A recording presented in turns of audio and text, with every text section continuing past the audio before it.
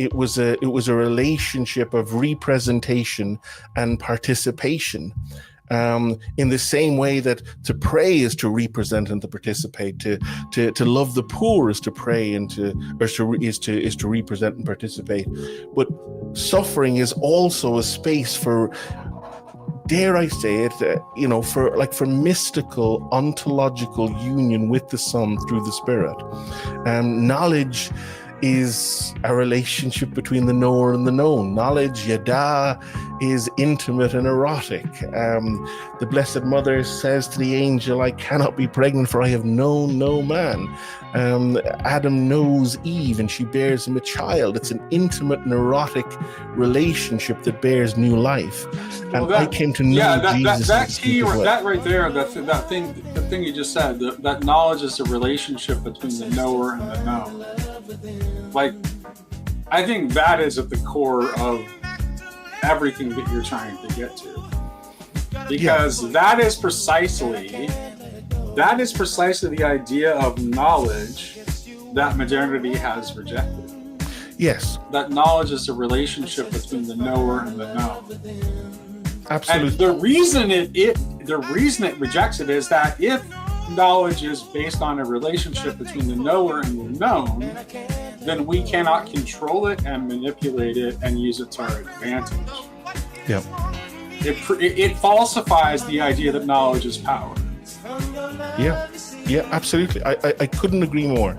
And the knowledge, now for me, and I'd recommend you do this too. A good playlist was key for me in hospital, and I had Fares Requiem, and that didn't hurt. But I came to acknowledge a relationship between the knower and the known of Jesus Christ, which was soteriologically significant in terms of the infusion of my body by the Holy Spirit. So that actually gives us a great summary into the argument that you're actually making here, because I think what you're saying from the standpoint of your moral argument, we are denying ourselves the opportunity and trying to set aside this suffering and death. We are denying ourselves to come into a deeper knowing of the persons who are in that suffering because of our refusal of it. Yeah. We're refusing the knowledge of it. Yes, we can come to represent Christ's erotic love such that we participate in it. And Christ's erotic love we see on the cross as a complete and total self-giving to the Father. This is an erotic form of love from which new life for us comes. It comes through this complete and total self-giving without remainder. And through the Spirit, we can represent that, in which we can love the other for the sake of the other.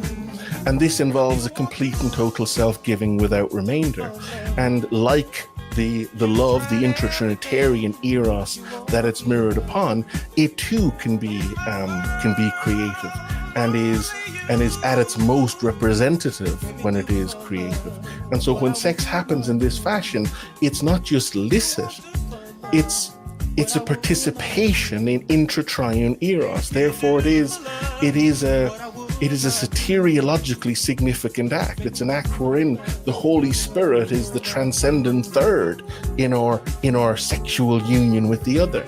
And we see this in countless little medieval wood drawings or even paintings where you see the little couple in their nuptial bed like this, usually with little hats on, and then in through the window you have a dove and a little baby coming, showing the Trinitarian presence in the nuptial bed.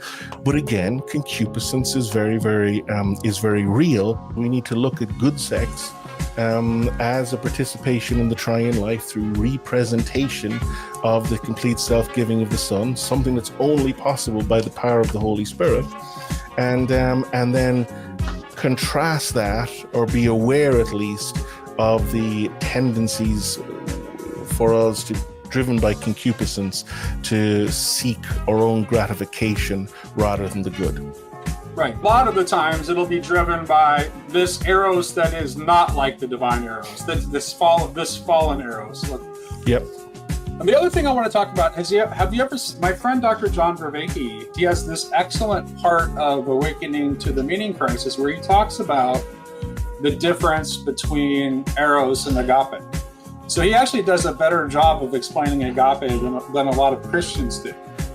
And when he explains eros, he talks about eros being related to this desire to consume. Now, in the divine eros, like God is like the fire in the burning bush, right? Yep. It consumes without consumption. Yep. It unites without. So it's a desire to unite with the object is Yep. what drives eros, right? Yep. But in ours, it ends up being a consumption Yep. and an absorption, rather than in God, it actually does not destroy or absorb the object of the love, right?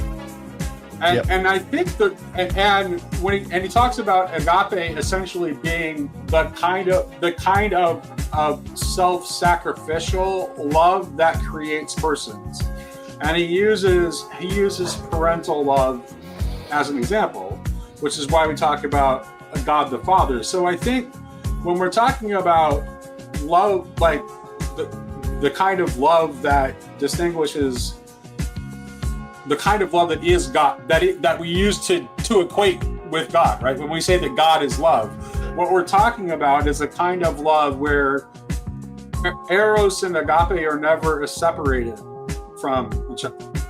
Eros and agape are never separated from each other. Yep. Eros and agape are never separated from each other. Yep. Right? And so here's the thing though.